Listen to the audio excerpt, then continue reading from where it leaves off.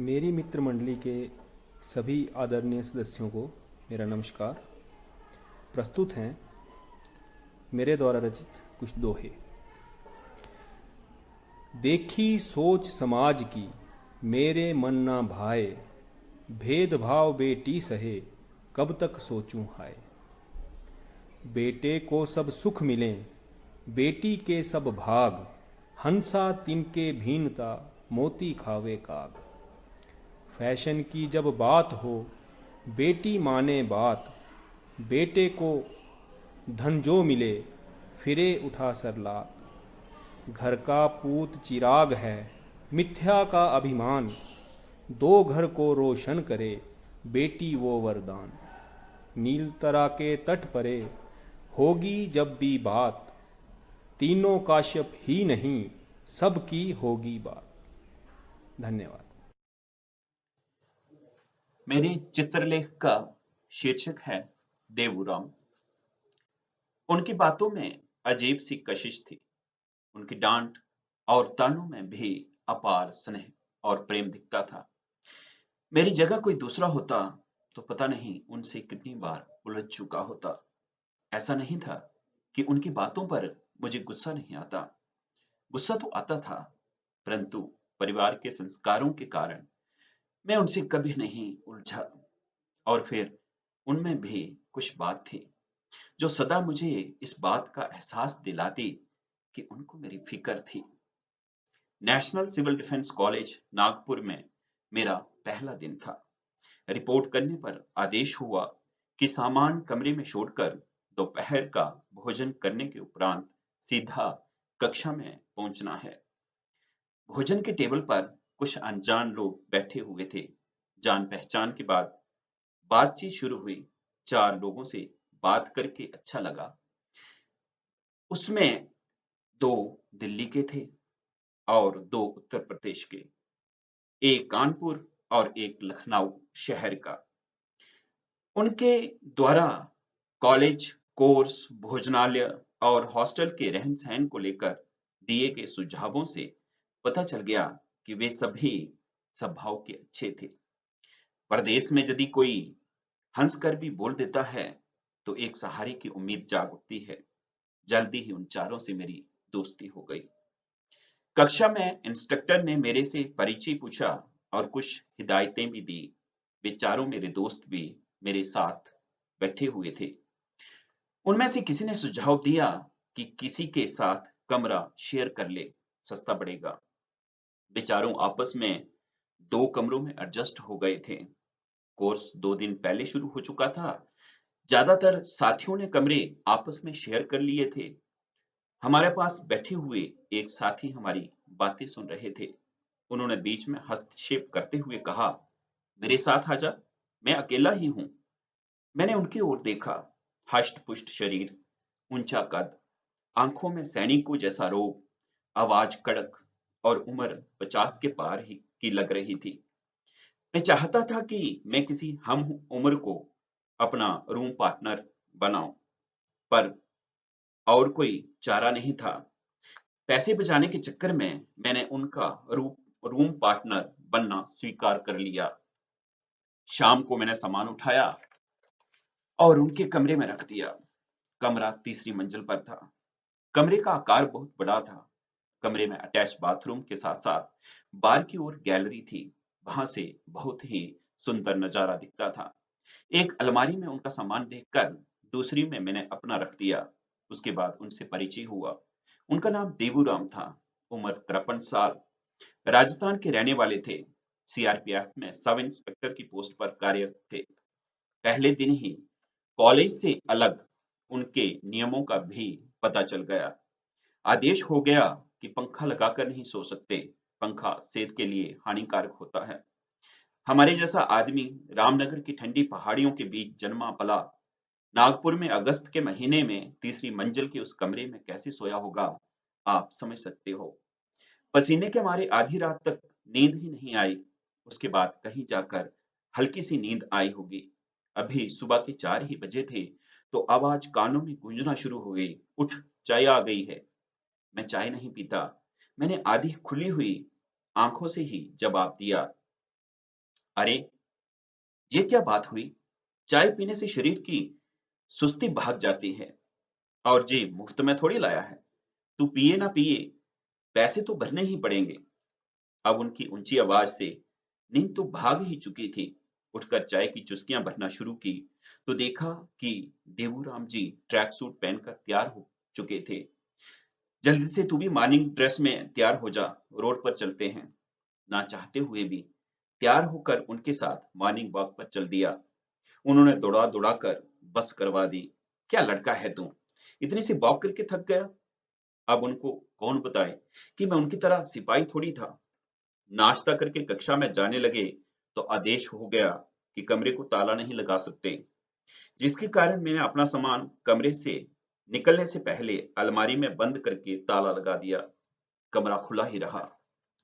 शाम को class of होने के बाद कमरे में लौटे तो देवूराम जी पहलवान की तरह लेट गए। चल, थोड़ी मालिश कर दे यार। मैं भी थक चुका था।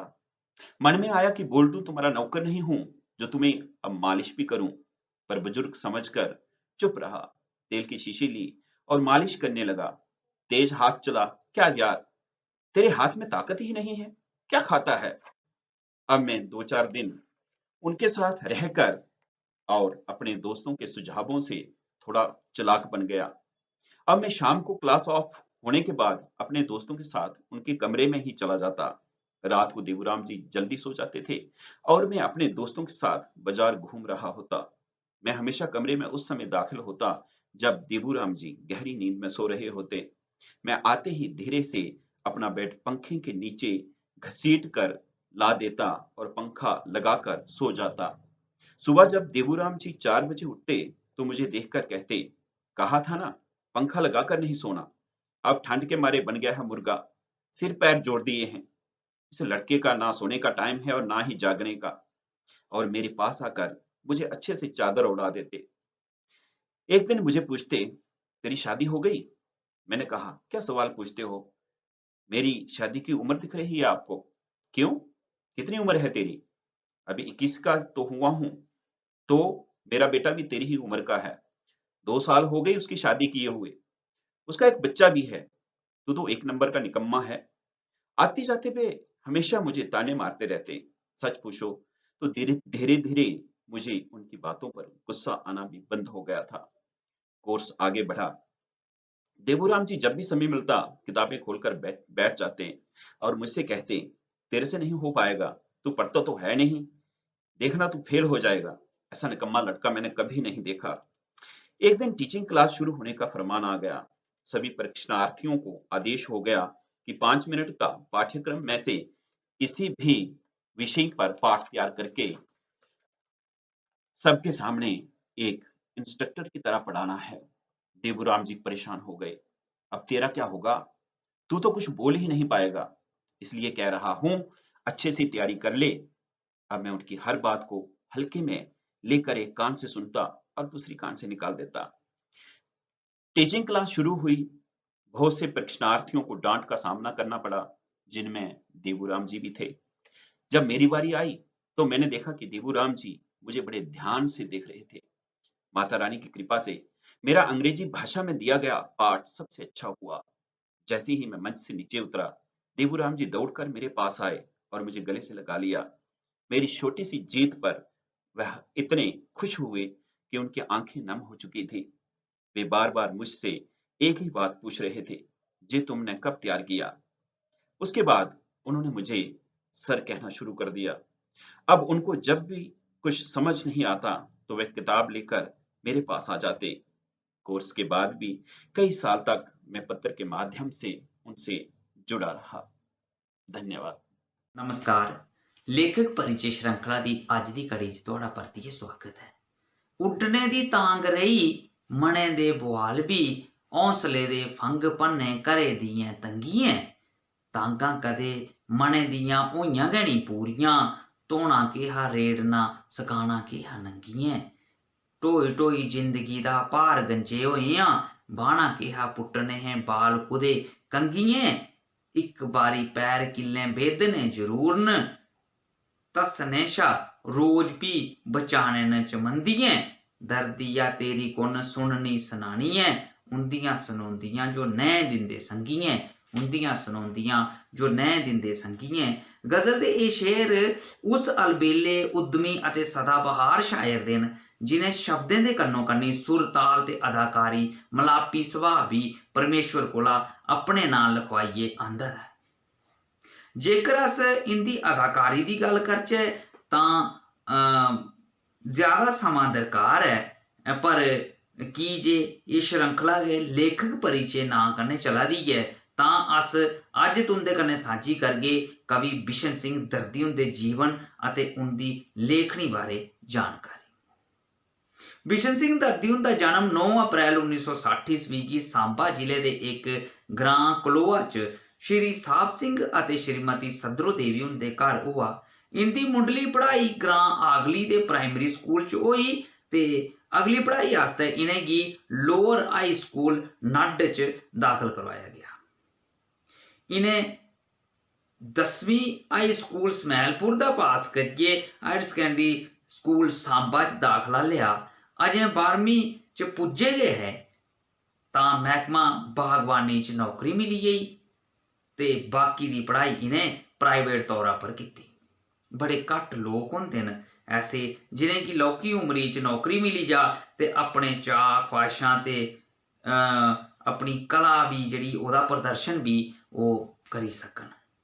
जां दूए शब्दें च अस आखचै जे कला दी तपस्या जिहड़ी है करने दा मौका मिली जाए। और कवि बिशन सिंह दर्दी होर भी उंदे चा इक न। लिखने कोला पैह्लें दर्दी होर गांदे हे, कन्नो कन्नी स्टेज पर अदाकारी भी करते हे। दर्दी होर आपूं सनांदे न जे गांदे वेले जिहड़े शब्द सुर ताल कन्नै नहीं है मेल खंदे ओह उनेंगी आपूं बदलिए गाई लैंदे हे। शब्द बदलने आह्ले निक्के जागते कदूं भेटां भजन आपूं लिखिए गाने शुरू करी लै पता गै नहीं रेहा। एक रोज दर्दी होर अपने गीत ते भजन आदि दुर्गा दास होरें गी झकदे दस्से तां उनें दर्दी उंदी कलम दी बड़ी तारीफ कीती ते उंदा हौसला भी बधाया। उनें दर्दी होरें गी रेडियो पर जाने दी सलाह भी दित्ती ते लगातार लिखदे रौह्न दी हदायत भी। दर्दी होर सनांदे न जे रेडियो दे कन्नो कन्नी ओह शिराजा अते कश्मीर टाइम्स विच भी छपन लगी पे। डॉक्टर ओम गोस्वामी अते कुंवर वियोगी होरें उनेंगी बड़ा प्रोत्साहित किया अते अपनी पत्रिकाएं च थार भी दिता। पी बिशन सिंह दर्दी होर यश शर्मा होरें गी अपना गुरु मन्नी गे ते उनकी छत्र छाया च लिखन लगे।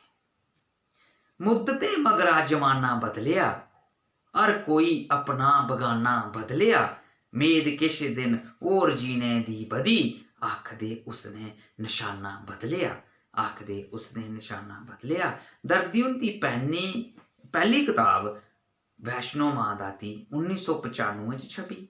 तेरे नां किश गीत ते गज़लां नां दी किताब 2004 च छपी। अंबर छूंदियां धारां 2013 च छपी। रामायण पर आधारित महाकाव्य बनवास 2015 च छपी ते 2017 च यश शर्मा हुंदे पर मोनोग्राफ लिखिया। इहदे अलावा कई डोगरी फिल्में दे गीत लिखे न ते अक्सर टीवी ते रेडियो पर इंदे लिखे दे गीत सुने जाई सकदे न।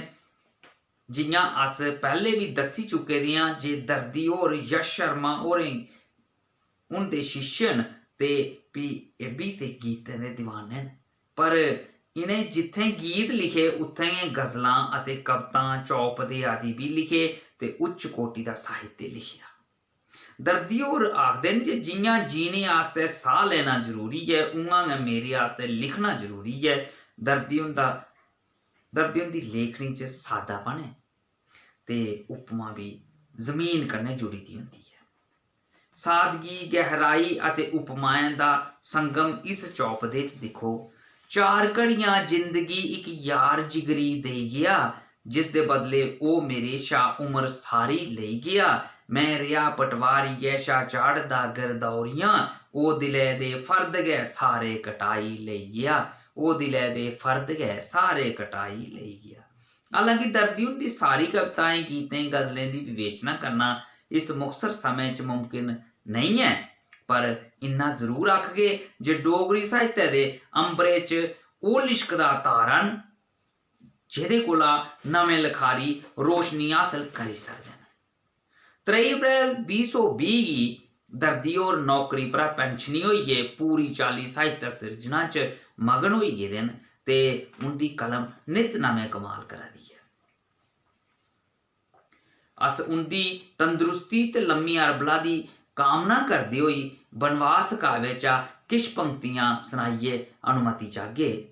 युद्धया दे बिच अश्वमेध इक जग दी चले त्यारी, युद्धया दे बिच अश्वमेध इक जग दी चले त्यारी, बड़े बड़े विद्वानें ऋषियें बेहियै गल बचारी, शर्तां लिखियै गले च पाइयां घोड़े गी बरदाया, सैना भेजी कन्नै राम ने सब गी हुक्म सनाया।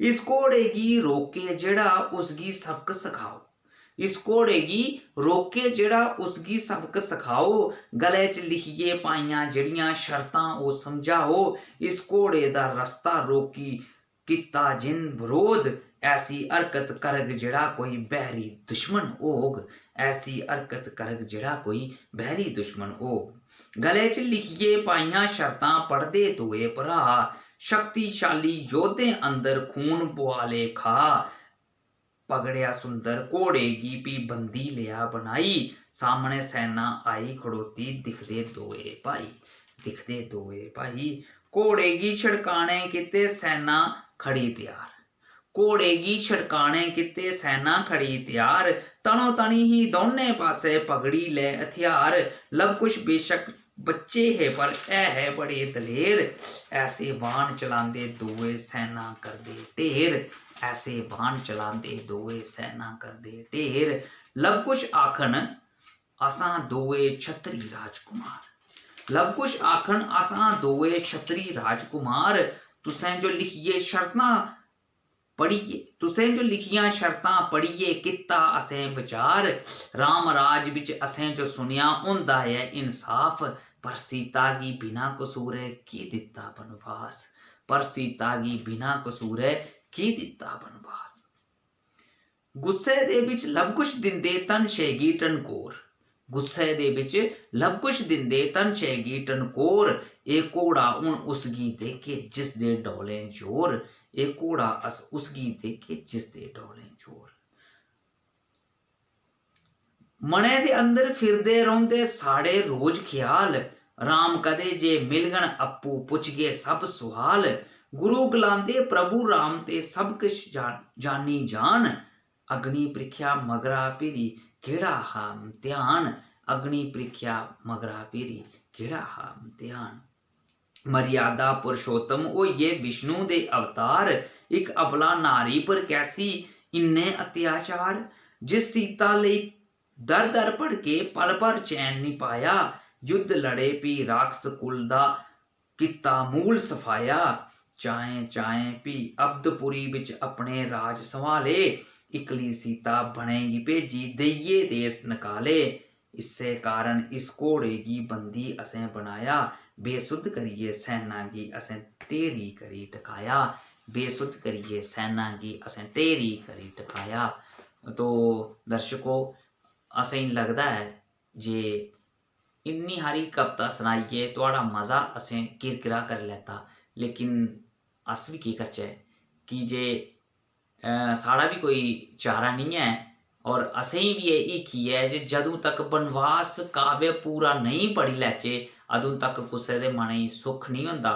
और साढ़ा भी तुसें गी एह् अनुरोध है जे बनवास काव्य तुस सारा पढ़ो, और जियां किश साढ़े साथियें असें गी हुक्म कीता हा जे बिशन सिंह दर्दी उप्पर भी कोई वीडियो तुस बनाओ, ते अज्ज शायद अस पूरे करी सके आं। तुस अपने कमेंट बाक्स च जरूर दस्सियो जे असें तुहाड़ी फरमैश पूरी कीती या नेईं, और कवि बिशन सिंह दर्दी हुंदे बारे च होर जानकारी तुस रखदे ते ओह् बी सांझा करेओ, ते कुसै होर दे बारे च भी कोई जानकारी तुस मंगदे ते ओह् बी कमेंट बाक्स च लिखियो।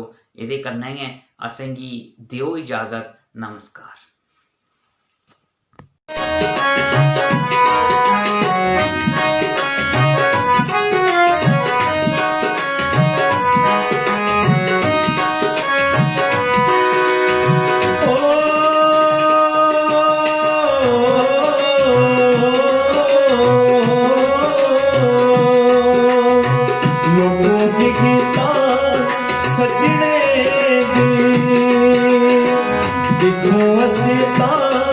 सजने दी ओ साने मने आला रही गया चा देखो असे तां सजने दी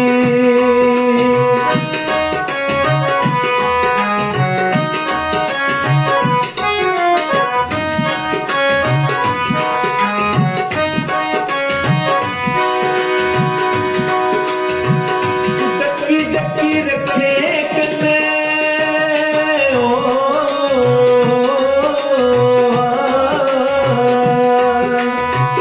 डकी रखे कन्ने मन धोखा खाई जंदा सबने की पुछड़िया जेका कोई आंदा जाता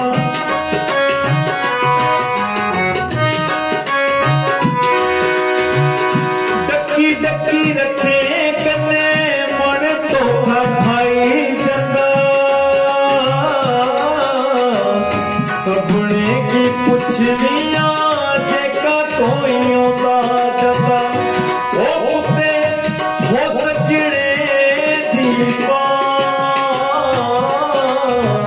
देखो से तां सजने दी ओ साने मने आला रही गया चा लोगों की गीता सजने दी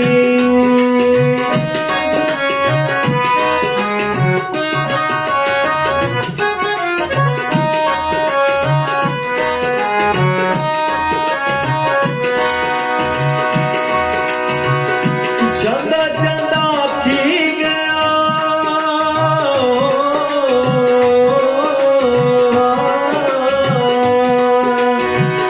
जांदा जांदा की गया फोटो की संभाली लिया साभी साभी रखे कन्ने अखिए की जाली लिया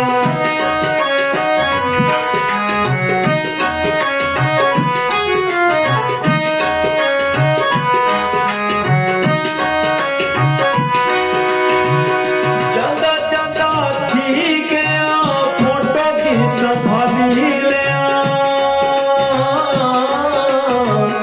साभी साभी रखे कन्ने अखिए की जाली लिया ओ तकी तकी थकी गईया लोगों की गीता सजने दी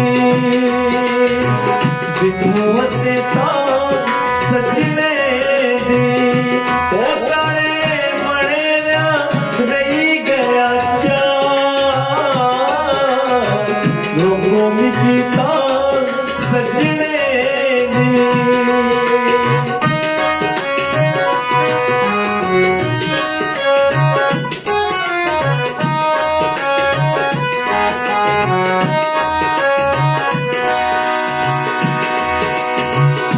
अखियां दे पानी कन्ने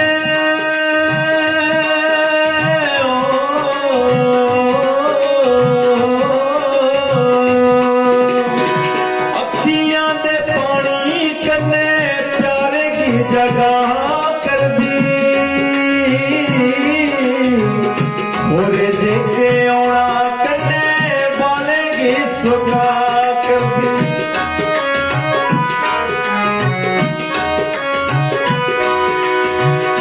अखियां दे पानी कन्ने बालेगी सखा कर दी होरे जेके औना कन्ने बालेगी सजा कर दी कुंदी सारी जिंदू की लोगों की गीता सजने दी ओ साने मने दा रही गया चा लोगों की गीता सजने दी देखो से तां सजने दी